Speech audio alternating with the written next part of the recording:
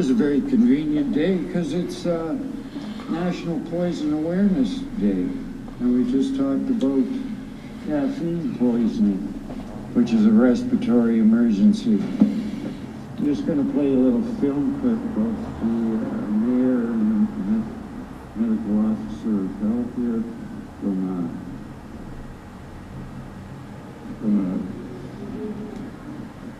the press conference January the 9th. They all have naloxone.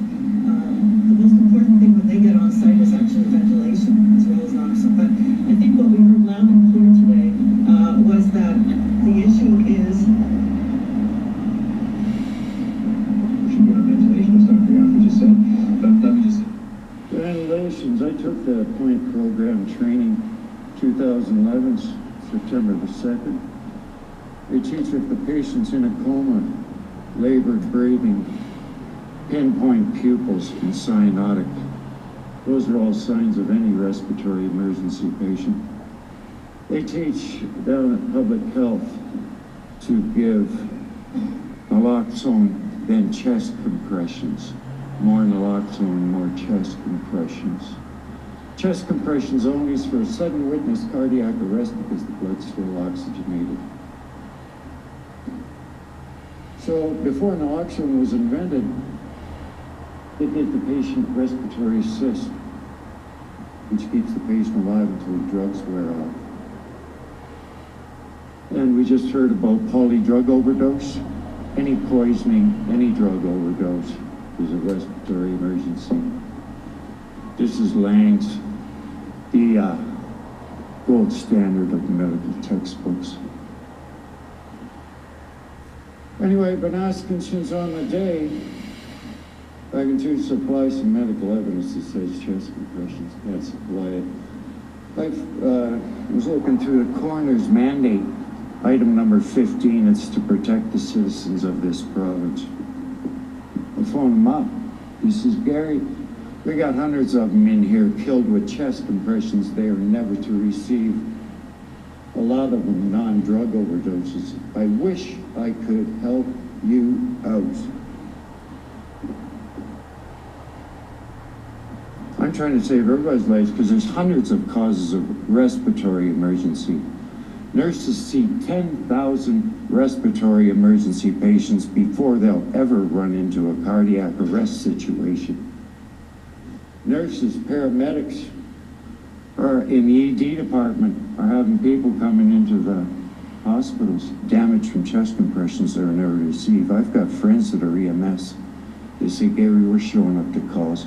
People damaged from chest compressions never receive on a regular basis. I said, why don't you say something, Gary? They're all living in fear, making themselves sick. There's been a lot of talk about post-traumatic stress disorder in the EMS. Well, this isn't helping things out. 234 doctors, healthcare providers, and myself sent a letter to Kathleen Wynne and Dr. Eric Hoskins about it last April the 26th. Got a response from the Premier. She'll get Dr. Hoskins to look into it. That's the only response we've got so far from the provincial government. I've talked to Kathleen Wynne and her staff about it. Anyway, it can save you a lot of money. There's so many people with permanent brain damage, lack of oxygen. See what happens when you suffer a respiratory emergency? Your blood becomes toxic. Carbon dioxide buildup, high or low sugar, potassium, calcium. All these things are killing every cell, tissue, and organ right down to a cellular level. Supply respiratory assist normalizes the blood chemistry, keeps the patient alive. I don't know why I'm having a problem with this because there's no medical evidence with public health.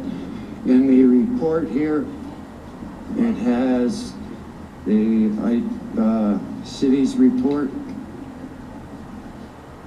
that's number 2H, which says increase funding for full-time appropriate paid positions for workers with lived experience to assist with overdose prevention, response, and harm reduction initiatives. That is the problem. Let's get a wrap up. We're just 5 minutes. That's the problem with the point protocols from the beginning. Public Health States Drug Users Union was consulted. They weren't. So I'm just going to ask you to wrap up in a second. Okay. Anyway, stop making everyone victims, yourselves included. Save lives. Stop needless suffering. This increases drug use and abuse, loss of trust and harm reduction, addictions counselors, and the medical profession. Thank you very much. Have a great day. Oh, Any questions for Gary? All right, seeing none, thank you very much.